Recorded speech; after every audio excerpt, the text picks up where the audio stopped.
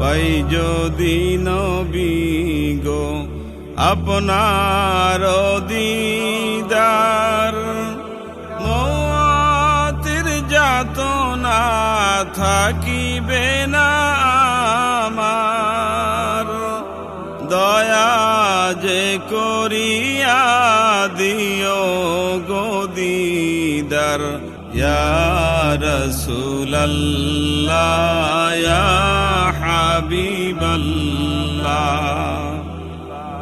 আমারি মওয়াতের নিদান কালে থাকিও নবী গো আমারি শিয়রে,